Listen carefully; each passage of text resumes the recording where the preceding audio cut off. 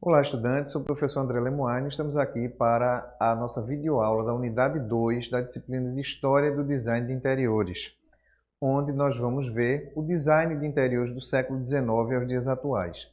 Na aula anterior, a gente viu o processo de industrialização do mundo e o processo de desenvolvimento da produção em série e de como os designers se desenvolveram e buscaram interpretar os estilos históricos e posteriormente os novos estilos como o Art Nouveau dentro de uma ideia de industrialização, ou seja, eles buscaram se adaptar a uma nova realidade, eles buscaram inserir elementos estéticos, elementos ergonômicos, elementos que favoreceriam a vida dos usuários dentro da estrutura da industrialização do mundo, né? Então, entre os séculos XIX e os dias atuais, a gente tem uma trajetória bastante interessante de como se formou a profissão do design de interiores, né? Então, veja, a gente falou um pouco sobre o Arts and Crafts, né, e sobre o Art Nouveau. A gente tem tanto o Arts and Crafts como o Art Nouveau buscaram superar o eclético historicismo do século XVIII e XIX, que era aquela mistura de estilos ou então cópias de estilos do passado, como neoclássico, neogótico, neorromânico, vários neos, como o pessoal chama na história da arquitetura e do design. Então a gente tem aqui dois exemplos bastante interessantes, né? Uma das salas da Red House, que era de propriedade de William Morris, né? E o projeto de Philip Webb, que a gente viu na aula anterior, né? A gente vê a busca de um espaço onde elementos da cultura britânica, da cultura inglesa, podem ser vistos e que não necessariamente são cópias do passado. Eles buscavam trazer essa ideia do artesanato, porque tem uma coisa que a gente precisa também entender em relação à Grã-Bretanha.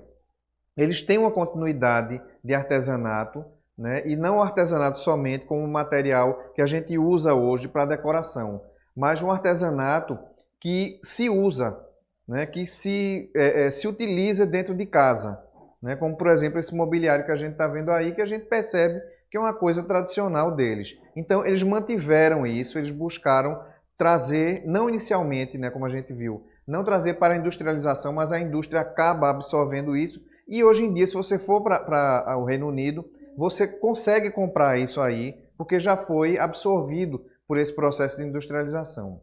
E aqui do lado a gente tem um mobiliário de escritório projetado por Henri van der Velde.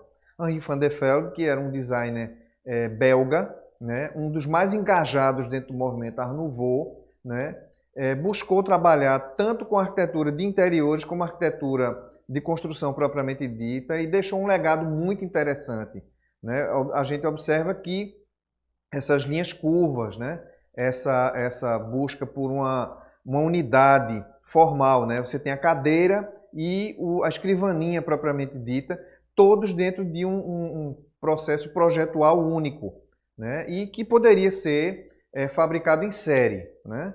Então, existe uma crítica por parte inicial do Arts and Crafts, depois o Art Nouveau, o Jugendstil e a Associação Vienense rompem com o historicismo e conseguem criar um estilo próprio de design que vai adentrar o século XX e, obviamente, vai influenciar no desenvolvimento do modernismo, né, que é o grande estilo do século XX.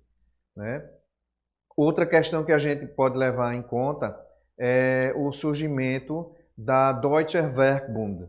A Deutscher Werkbund, que é a Associação dos Artesãos Alemães, né, foi muito importante no sentido de criar condições para que o profissional da área de design, o projetista de imobiliário, se inserisse dentro do processo de industrialização.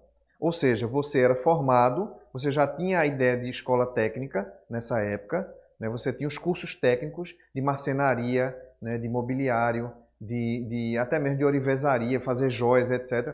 E tudo isso foi organizado né? Nessa época ainda era o Império Alemão, depois o Império cai com a Primeira Guerra Mundial, mas isso tem uma continuidade no sentido de poder formar os indivíduos para uma sociedade industrializada.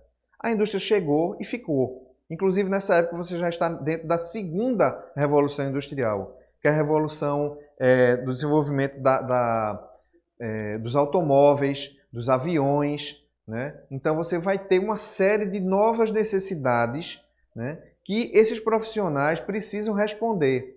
Então, os alemães, que sempre foram muito importantes no desenvolvimento da técnica, né, criam essa associação, né, a Deutsche Werkbund, para poder inserir os indivíduos dentro do mercado. E isso praticamente salva, digamos assim, essas pessoas de uma situação de penúria, porque elas vão trabalhar com o design, elas vão desenvolver o design em todos os aspectos, e obviamente inclusive o de interiores, dentro de um mundo onde as peças são feitas em série, né? Então, posteriormente à Deutsche Werkbund, você vai ter o surgimento da Bauhaus, a Staatliches Bauhausschule, né? A escola de construção do Estado, né? Que surge em 1919 em Weimar, né? E vai ser a maior escola de design de todos os tempos, né? A Bauhaus vai formar profissionais de todas as áreas e de todos os níveis, né? O pessoal podia ser marceneiro, o pessoal podia trabalhar com tanuaria, podia trabalhar com moda, com arquitetura, com urbanismo, tudo que tivesse a ver com técnica e com a necessidade de projetação. Ou seja, você vai trabalhar no sentido de desenvolver objetos para o uso humano. Seja esse objeto, como eles diziam, a gente vai projetar desde uma colher de chá a uma cidade.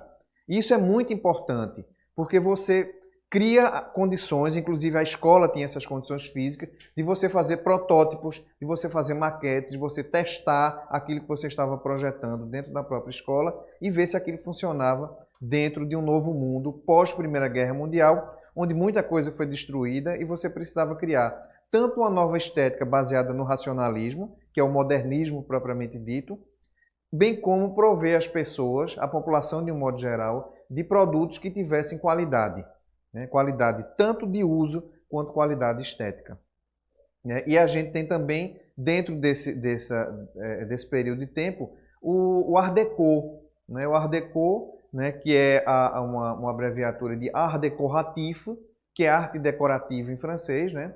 Que surge um pouco antes da Primeira Guerra Mundial, mas que se desenvolve principalmente a partir de 1925, na Exposition Internationale des Arts Décoratifs et Industriels de Paris, né? Então você tem uma exposição fantástica, onde você tem arquitetura, você tem mobiliário, você tem objetos, você tem até mesmo locomotivas, aviões, rádios, tudo feito dentro desse estilo, né? E é interessante porque vai também dentro daquela ideia de que tudo pode ser desenvolvido com uma estética interessante, com uma estética bela, funcional e que possa ser produzida em larga escala. Isso é sempre muito importante, né? Então, o design de um modo geral e o design de interiores vão ter esse diferencial ao longo do século XX, né? Então, a gente tem aqui alguns exemplos. Por exemplo, a gente tem a cadeira Weissenhof, né, que foi desenvolvida por Lili Reich, uma importantíssima designer, né, alemã. Ela trabalhou na Deutsche Werkbund, depois ela vai ser professora na Bauhaus, e ela trabalha junto com Mies van der Rohe, né. Nós temos aqui um rádio Zenit 835, que é em estilo Art Deco, que a gente caracteriza por essas linhas verticais, né, por a utilização do metal associado a outras texturas e materiais como a madeira. E aqui do lado nós temos a famosa poltrona Vassili, que foi projetada e desenvolvida pelo designer Marcel Breuer, dentro da Bauhaus, e que até hoje você pode adquirir essa cadeira, porque ela é um exemplo fantástico do design, né, de mobiliário, né? Então aqui a gente tem alguns elementos do Art Deco, alguns espaços, né? A gente tem um estudo de Art Deco da firma de design de Paris, a Lavoine, né? E do outro lado nós temos a secretaria de um administrador que é de Michel Roux Splitz, né? que é do Salão de Artes Decorativas de 1930. Então a gente observa, são espaços onde há muito uso da madeira, né? São espaços mais formais, espaços que demonstram uma certa classe, né? Uma estética mais apurada, né? Que é uma característica muito forte do Art Deco.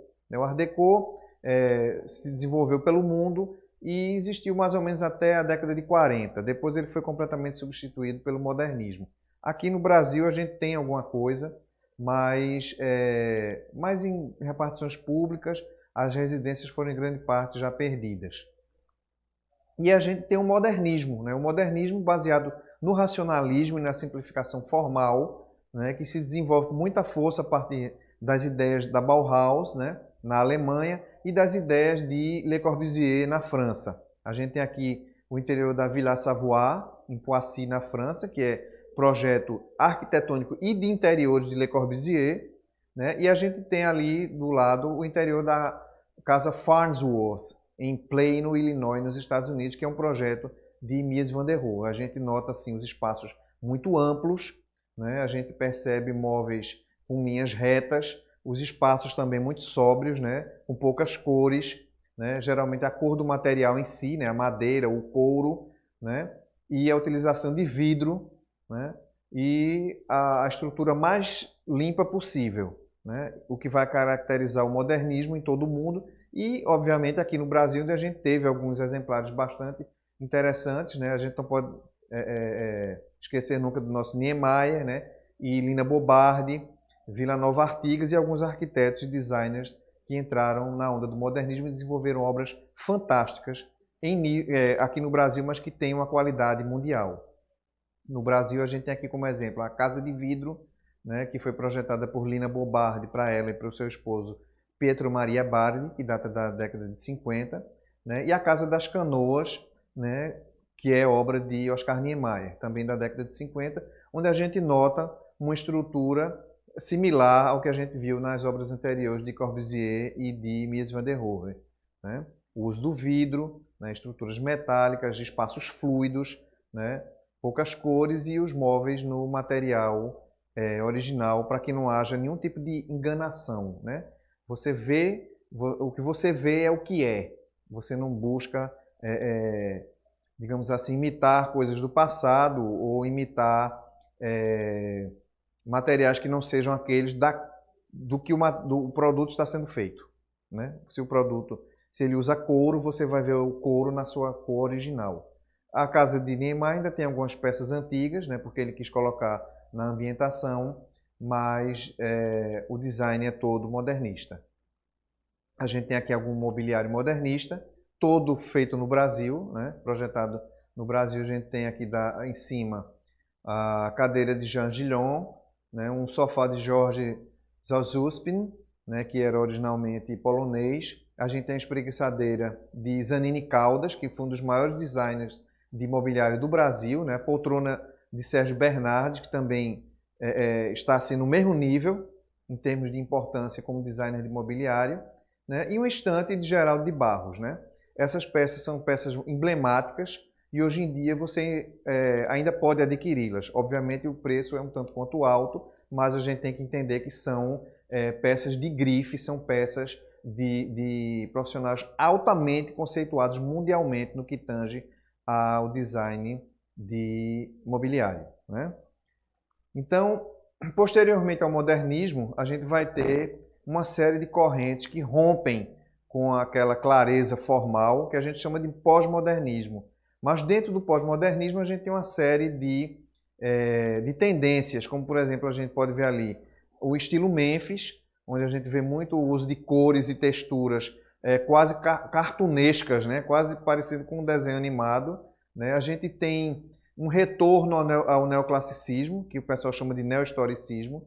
Nós temos o high-tech, né? Onde a estética é muito baseada também naquilo que a gente chama de sci-fi, né? No futuro que se imaginou que seria, né?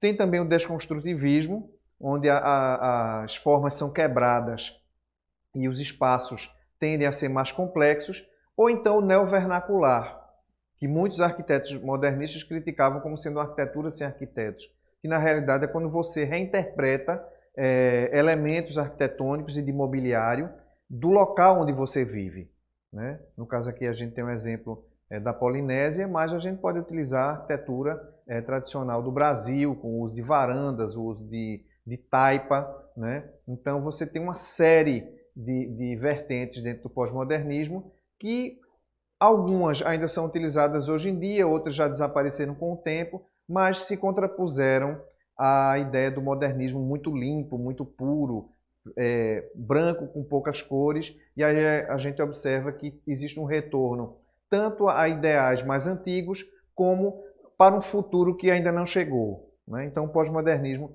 tem essas aplicações.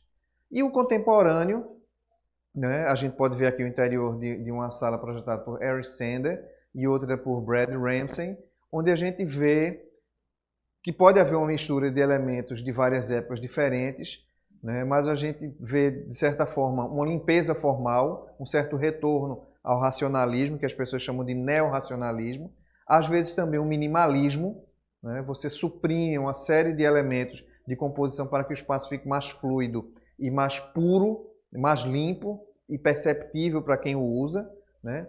Então, e existe também a questão da utilização das texturas e das cores dos materiais de uma forma natural, né? Então, o contemporâneo também está muito presente no Brasil e, devido à sua atualidade e à sua dispersão e as várias formas de utilização dos materiais, não define um estilo como definiu o modernismo e o Art Nouveau ou o Art Deco, os estilos anteriores. É uma coisa que está se desenvolvendo e que também tem uma série de vertentes que a gente vai ver mais adiante, né? Aqui a gente tem o contemporâneo no Brasil, uma sala de estar projetada por Magarão e Lindenberg, bem recente, né? E uma sala de estar projetada por Roberta De Visati.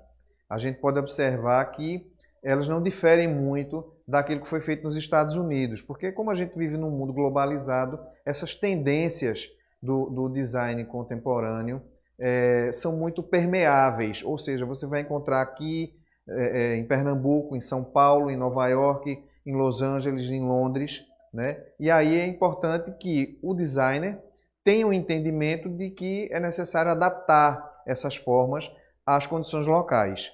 Mas a gente precisa entender que esse tipo de linguagem é uma linguagem universal hoje dentro do design de interiores, tá certo? Então, a gente vai ficando por aqui, né? Essa foi a nossa videoaula da unidade 2, né? Espero que vocês comentem bastante nos fóruns, né? E tirem dúvidas para a gente manter aquele diálogo super legal e nos vemos na próxima unidade. Até mais, pessoal!